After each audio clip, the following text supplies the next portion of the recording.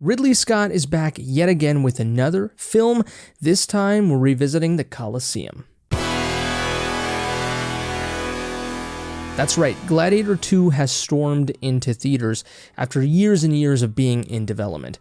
I think, or at least it feels this way, that the movie has just come out and just exists. I mean, it in no way feels like it's captured the allure and the magnitude of the original back in 2000. Now, I think Wicked is partly to blame for that loss in momentum, but nevertheless, I mean, I think sort of this, Barbenheimer effect has helped both movies at the end of the day. Now, I think the response to Gladiator 2, at least critically, has been kind of optimistic, but still, I think it's kind of a meh. But I think sort of the opposite. Today we're going to talk about why the sequel isn't just a worthy follow-up to the first one, but, call me crazy, but I think it justifies its existence. And I also think the movie is an incredible reflection of the world we're living in right now. Let's get into it. So first, let's talk about some of the positives of the movie. Gladiator 2 has sheer spectacle. It delivers great visuals and heart-stopping action, whether it's the intricately choreographed battles or the lavish and grand set design. It really is a feast for the eyes. Now, I think in many ways, too, the world of Gladiator feels so much more real in this one than compared to the original. Now, I think it does have some iffy special effects here and there, but I can forgive it overall. Ridley Scott also has a mastery of blending historical accuracy with cinematic fantasy. I mean, you have rabid baboons, sharks in the Colosseum, you got rhinos. Honestly, the movie has, had a slight amount of, kind of debate as to whether, why are we putting sharks in the Colosseum? Were they really in the Colosseum? Were they not? Did Romans actually have rhinos? Who cares? I mean, if it was or wasn't the case, it doesn't matter, because you know why? It's a movie and it's awesome. But much more beyond the action, Gladiator 2 has something the original did not, and that's a broader focus. The first movie was a revenge tale. It's all about Maximus versus Commodus, one man's fight for justice in a corrupt empire. Now this time the stakes are much bigger. It's not just about personal revenge, it's about the crumbling foundations of that empire. There is the political intrigue, corruption, the moral decay, the fight to hold on to ideals in a world that's falling apart. The fight is just much bigger than the story of one dude. Now, Gladiator 2 leans heavily into the spectacle of Roman politics. The crazy and power-hungry twin emperors, which were awesome, by the way. The palace intrigue, the secrets and hidden motives from people who you thought were on your side, but aren't, Denzel Washington's character, and from people who you thought you weren't, but are. There's the imperialism, of course, and as old as these things are, it is still oddly modern.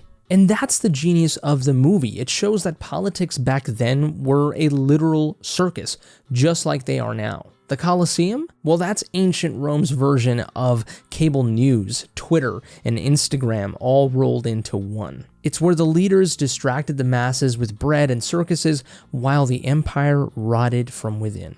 The film doesn't shy away from drawing parallels to today's world. In an era where political spectacle often overshadows meaningful change, Gladiator 2 holds up a mirror to our society, and by the end of the film, it offers a hope for a better tomorrow.